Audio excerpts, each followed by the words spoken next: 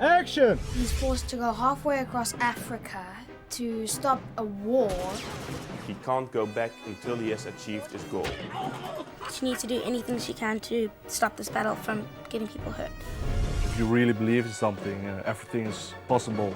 Jimmy, I need your help.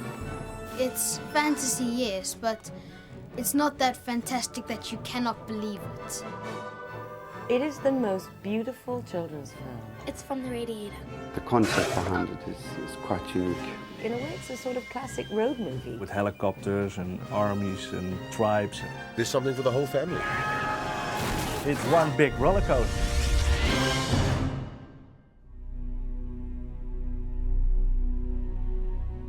I was just graduated from the Film Academy. And at that point, Rolf Visser, the executive producer, asked me to do this movie. He had the idea to make a big movie, like a Hollywood quality movie. The kind of adventure movie that I had grown up on, which is good for 8-year-olds and still very interesting when you're grown up. Action, adventure, drama, a little bit magic, everything was in it. First film is about a young boy, Jimmy, who lives with his mother in an African country, and there he meets a talking giraffe.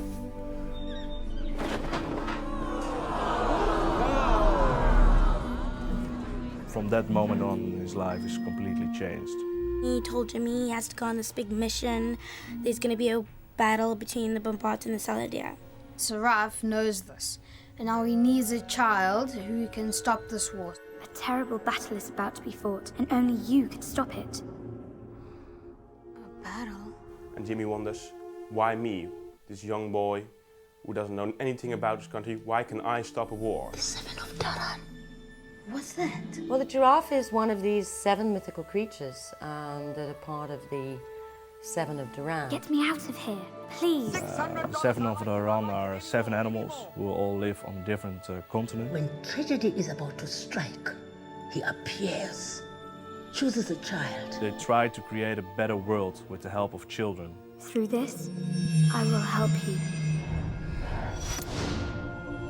When you believe in yourself, you will find the ways to do He it. feels compelled to do what he has to do.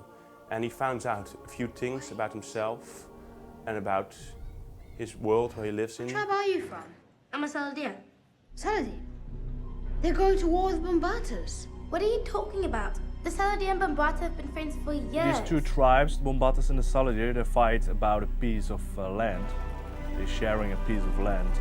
We are fighting not only for ourselves, but also for the bones of our ancestors. The Saladir tribe is a kind of tribe that is strongly traditionalistic. They believe that when people die, they live after death as ancestors. Some mystery person who wants to buy Para Rock and turn it into some fancy resort hotel. And the Bombata are willing to agree because they know they're going to get lots of money for it, but the Saladia don't want to because it's like a sacred place where their ancestors were buried. Bombata want to sell it so they can become technologically advanced with TVs and cars. The first one goes to my beautiful wife. It's the wealth. Very ambitious, very greedy, and he wants to see himself at the top of the world. We're going to teach them a lesson you're not likely to forget.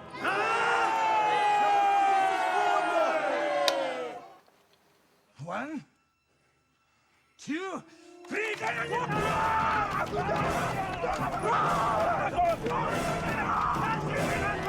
So he wants to make money out of our land.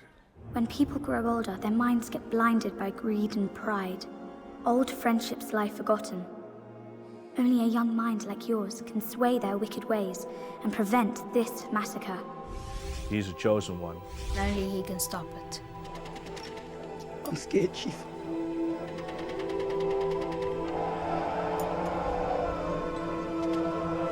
I'm scared too, Casper.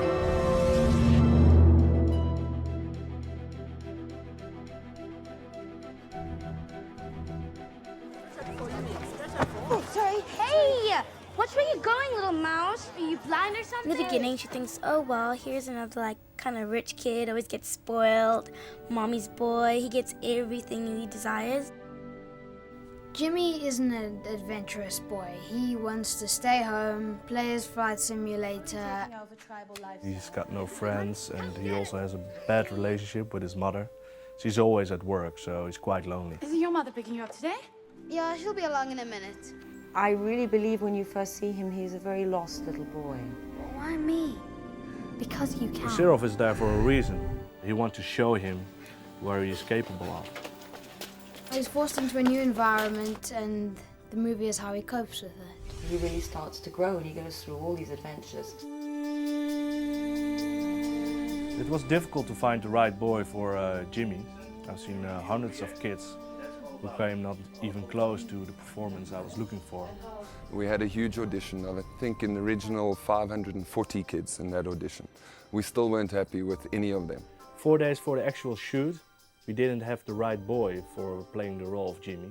So we then did a street casting, where we went out and we sent people out to go and look for the right child. At that point, Johan showed up, and he was a really natural acting kid, so I was really happy that I finally find the right kid. They phoned me while we were watching TV, and I dived into the couch and screamed.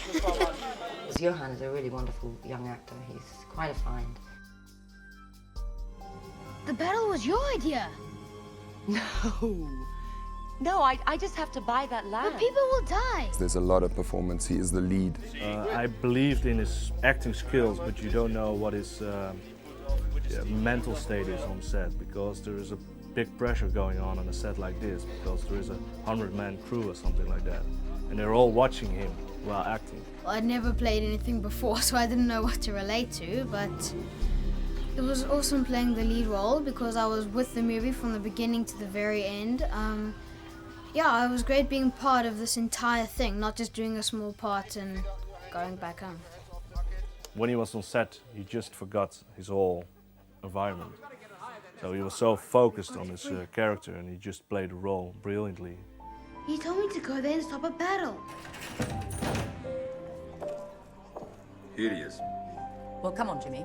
I play his mom, Lisa, and she's in the middle of a massive business deal. What's the point of building a luxury resort if your guests can't even practice? Excuse me. What? She is a workaholic and she's very stressed. You know, this sort of burgeoning African colourful city, and yet she's kind of, you know, pushed herself into this, you know, little tiny world. Look, you gotta listen to me. My son, my only child is out there in the wilderness, and I have to find him. He's my only son, please. It was great to work with Carolyn Goodall, and also an honor. I've worked with Steven Spielberg twice. I did Schindler's List and Hook, Barry Levinson, Ridley Scott. So now it was my turn, so that was really special. If I just said 5,000, 10,000. So we clicked immediately. It was fantastic.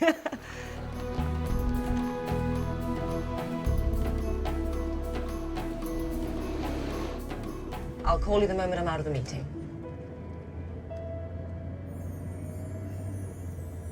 Sharita is a really smart girl, cheeky girl. She lives on the street. At some point, Sharita bumps into Jimmy.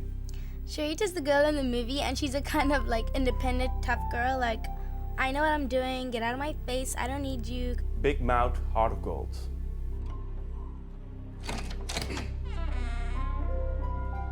I don't know what they teach you at that rich school of yours, but it sure is in carpentry. Jimmy doesn't like her at all to begin with. Sharita is the reason that Jimmy is getting in contact with the giraffe. Jimmy asked Sharita for help because Jimmy doesn't know his way around. He doesn't know anything about Africa. Didn't bring anything useful, did you? A sleeping bag or a hunting knife to protect us from the animals? We got this. Sharita's the sort of girl like that knows streets and ways to get there and stuff like that. They've become very good friends over the mission that they had to do together. It was great working with Catrice. It's great having actors like Caroline and Eddie, all these awesome actors, but it was nice having someone to relate to, my own age. It's nice meeting Johan. He's a very nice boy, very energetic, very funny. Where is my giraffe? We ate it. You ate it? If that's true... Of course it's not. People say never work with children and animals. The kids were actually great. They were very well-mannered, and it was a pleasure to work with them. I play Mr. George, who's an animal trader, and a bit of a, I suppose, a bumptious character, you know. May I welcome you to Mr. George's Animal Paradise on this unique... Mr. George is a guy who has all these sorts of different animals and he auctions off for money. The camels, tortoises and all that stuff. And Van Pelt is kind of like his sidekick. We think they have stolen the giraffe, and we want it back. We've sold it. All we have to do is deliver it, and we'll collect the boodle. So, yes, it's pure greed.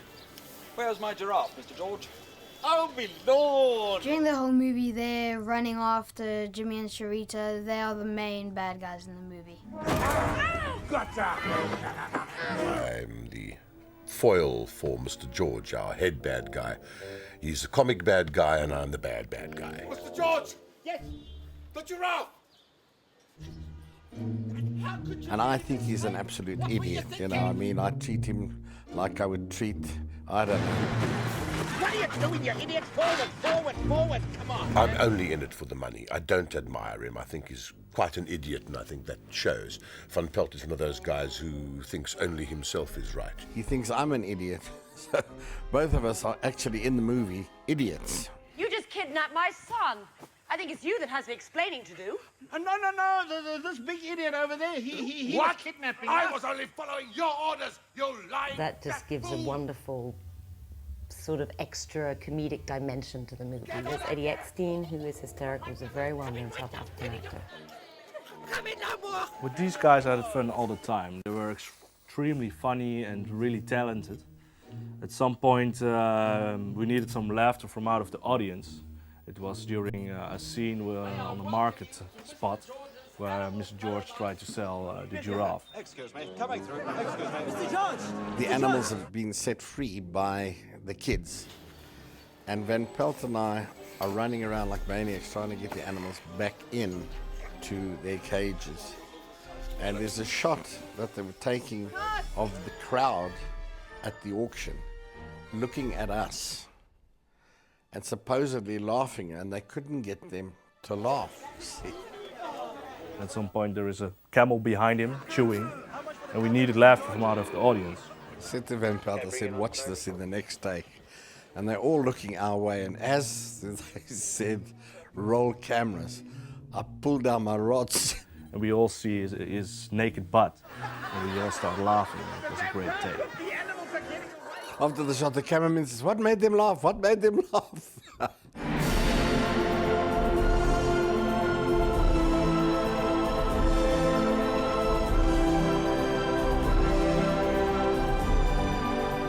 You can see those two tiny figures in the middle of those endless wastelands.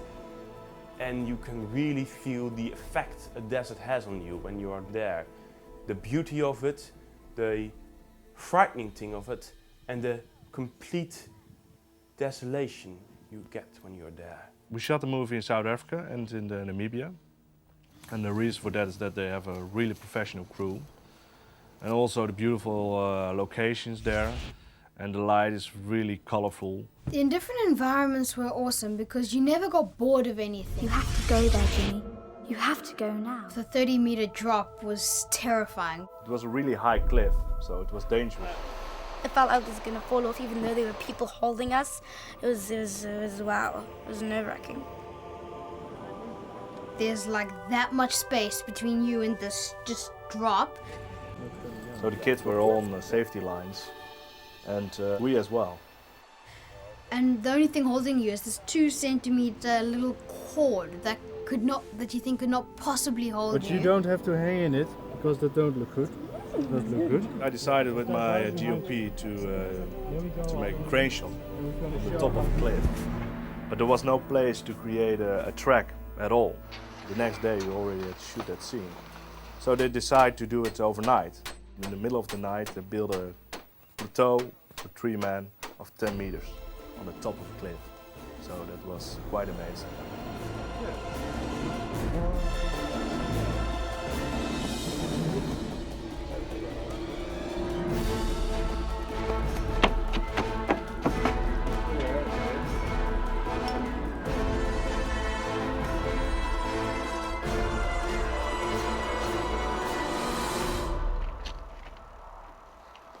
I didn't do the 30-meter cliff jump. We only jumped about 3 meters, me and Catrice. The jump was like 50 meters high, so we used stunt kids for doing that.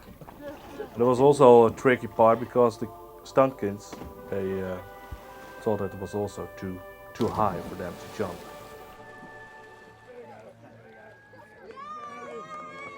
We shot it on 4 different locations.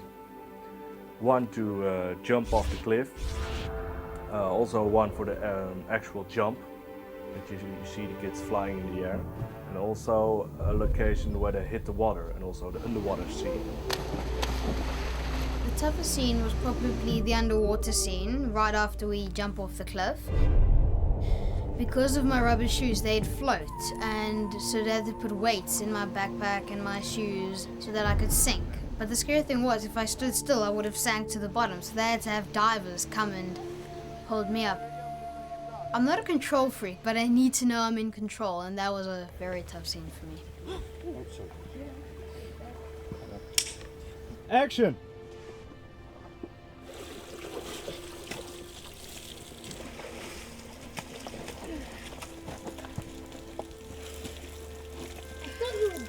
How did you do that?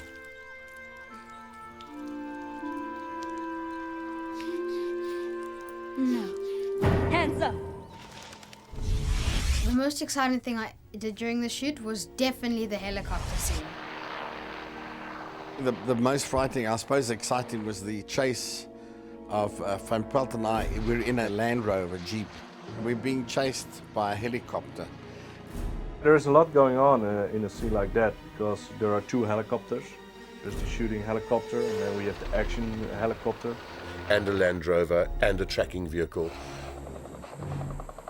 They hired this wonderful Huey, old Vietnam, American helicopter with that very specific kind of. Yeah, but there were a couple of deep breaths, particularly when you're traveling at 60 kilometers an hour and there's a helicopter coming at you at eye level. That helicopter flies right over your head and it's coming towards you, and at the last minute it pulls away. And I mean, they ain't got a stunt man for me.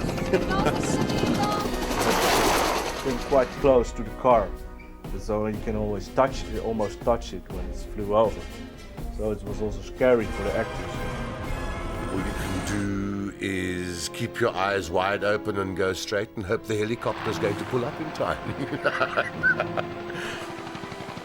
Yeah, what is necessary in this scene is that you have a good preparation in front of it. So the cameraman knows what to do, the helicopter pilot knows what to do, the one behind the wheel knows what to do. Back a bit.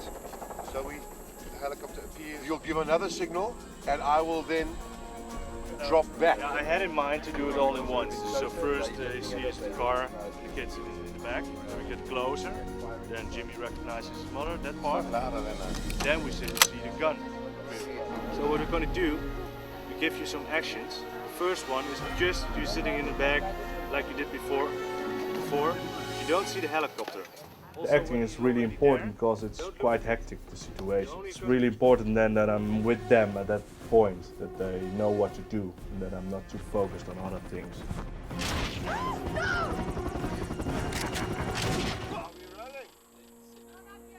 That was fairly exciting, particularly when we were following the tracking vehicle for our close-ups, and it kicked up one hell of a lot of dust.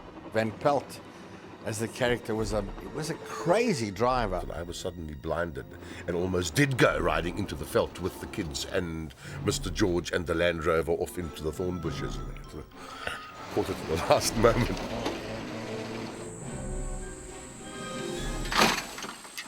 The chopper coming over the top end, as you might notice, I now have mud streams in my eyes. And I want to tell you, I wouldn't like to do that too often. The 5 times we did do it, I think, was enough.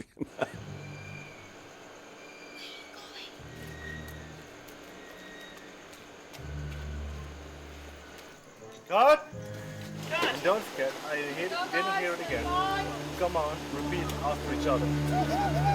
Like that, yeah? I really Don't enjoyed forget it, working with Lawrence. He's quite good with kids. He understood if we did something wrong, he could fix it immediately, even if we didn't. He knew how to improve. Get out of there now! What's the commotion, Van Pelt? So yeah, what was the commotion from Pelt? And then you look up, and then you see what's going on. And then you think, He okay, advises stop. you, and he takes advice as well if you think that perhaps that the character might not say it this way. So we're very easy. I mean, there was no hassles at all. You know. Action.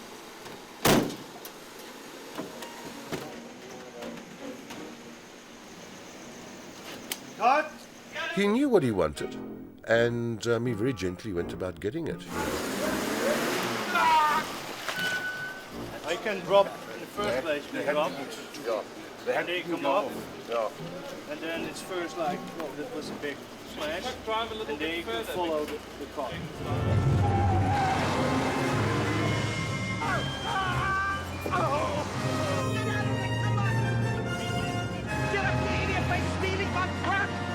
That's what I said, when he starts from here to go to the front, he enters the space. It was great with Lawrence because he did extremely well for being a first-time director.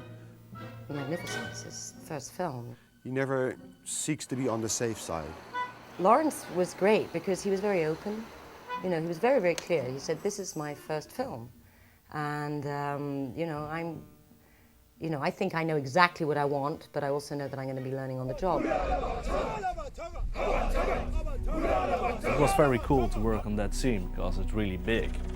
A lot of people were involved, like 300. There were a lot of logistical problems and creative elements that were needed to be brought together all together at the same time, playing with weather and very expensive equipment. It was like 6 o'clock in the morning. We were waiting for the extras. And at some point they arrived in all the buses. There were a lot of buses. And when the door opens, they were all women. And there was a little problem because we asked for warriors and we needed men. And I'm standing here looking at about more women than men. There's actually women here today. So we had 300 women on set. So, but at the end we sorted it out and we finally get the 300 men.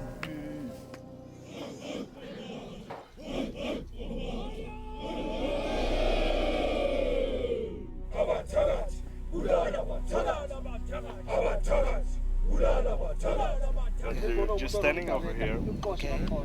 People from the soldiers look at you and you look at them. All right. We had to coordinate the two factions, the two tribes fighting, you know. And none of them spoke English, so it was quite difficult to communicate with these guys. So what I like to try now is to make this song workable. It's not that difficult, so we can try. Yeah!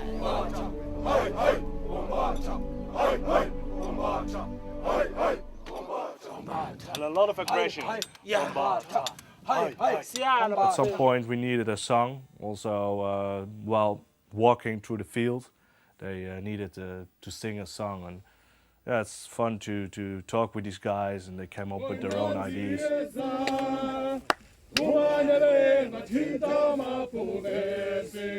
And action!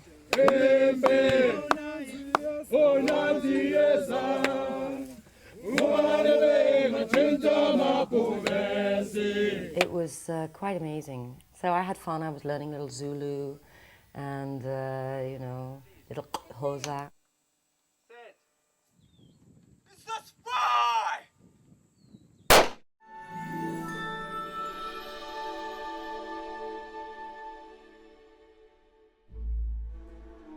In the Seven of Daran, Seraph is actually the character who drives or who initiates the whole story. The all-knowing mentor figure who speaks in riddles and pushes and manipulates the hero a little bit towards the goal that he must achieve. Rise up, Jimmy. Reach for the light, even in the darkest depths. All it takes to overcome these dangers is the will to face them. The giraffe in the Seven of Daran is a magical giraffe. The giraffe is fully computer generated. She has a different color, she has a different look, so no real giraffe would ever match that kind of character. You cannot give them directions to walk from A to B. They just stand there chewing leaves. First of all, we created the character design to get an idea how the giraffe should look like. So you just get a pencil and you start drawing. She is kind of a blend between a child, so she's much smaller than an adult giraffe, but on the other hand, she's supposed to be old and she is wise. We wanted this giraffe to be the same height as our little actor and actress. After that, we started off with making storyboards to get an idea how the giraffe is in shot and how long, what the timing is going to be. What? Well, basically, the giraffe has to be animated completely. It starts with the whole body move.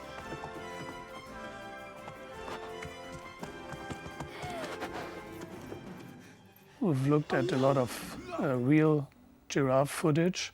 How do they move? How do they run? How do they look like if they're maybe even in panic? It shouldn't look like a cartoon. It should look like it's really there. It should be alive, so every little detail should be alive.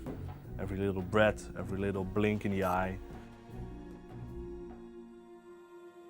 It took us more than a year from start to finish to create the animal, the model, the movement. We have a couple of animators.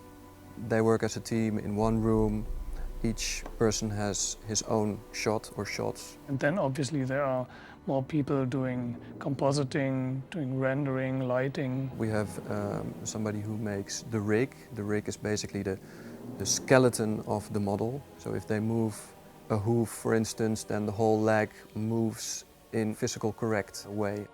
And then it goes into these small details like doing the lip sync for the lines she says and doing facial expressions. Jimmy, I need your help. Get me out of here, please. Talking to the giraffe wasn't that hard, even though it wasn't there. But showing emotion for it was quite difficult.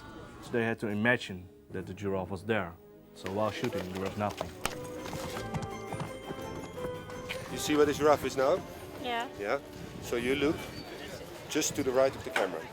So the giraffe is not going to be there in the shot. They had sort of model stuff, toy built. That was about the same height, so you can get eye level, try it and communicate with it. Before the actual shot, they could look at the model. And then we took it out and shot the remaining takes without the giraffe there.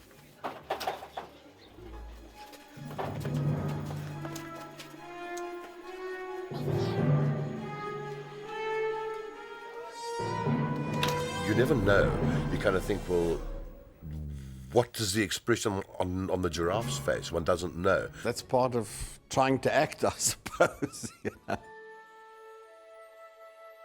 Whenever there's something not really 100% right, it looks wrong, even if the audience doesn't know why it looks wrong. To convince the audience, hey, this giraffe is really standing in this environment, it has to be lit properly, and it even has to cast proper shadows on the ground and on the neighboring objects. When he steps on the floor and it's a dusty floor or ground, then the dust should move. You should see that there's an interaction between the non-existing computer-generated animal and the real dusty floor. At the shots where Jimmy pushes the giraffe into the little shed, the body of the giraffe has to match the move of Jimmy's hand. So what we do is we get the image sequence of Jimmy's moving hands into our 3D program, and then we align the movement of the giraffe to those moving hands. Another tragedy has been averted, but new threats will appear. Remember your courage, believe in yourself, and you can achieve everything you want.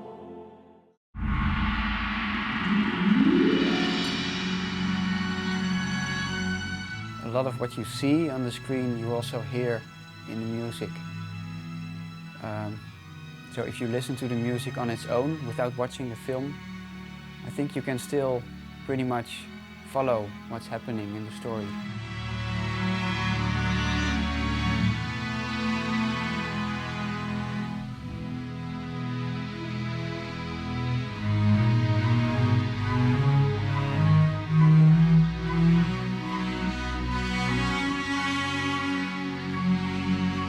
Music is playing a big role in this movie because there is not that much dialogue. So I had a privilege to work with a really talented guy called Wouter. My first impression was, well, I'm gonna enjoy this.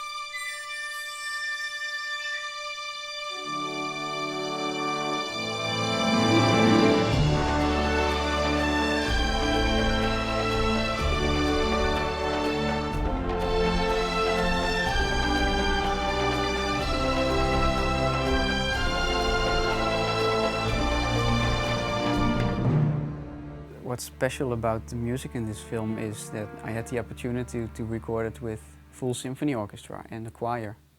We recorded it in Prague with a real orchestra, with like 65 people playing the violin and playing the piano. So that then it became even more real and more dramatic.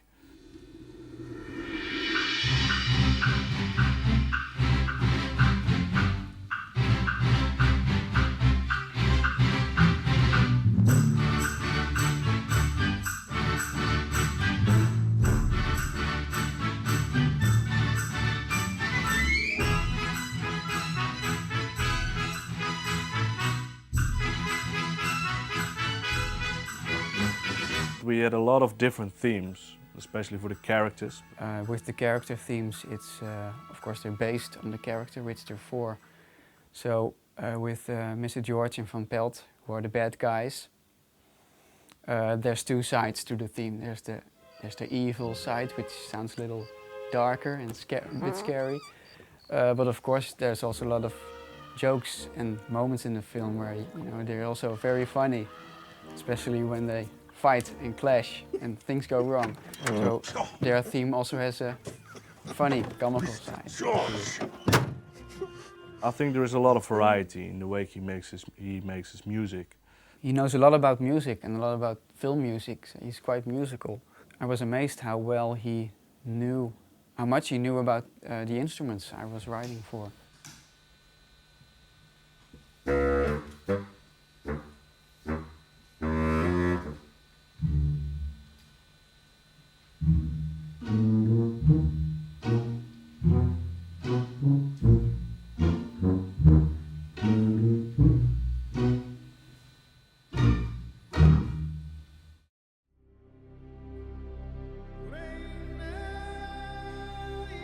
Go and see the movie.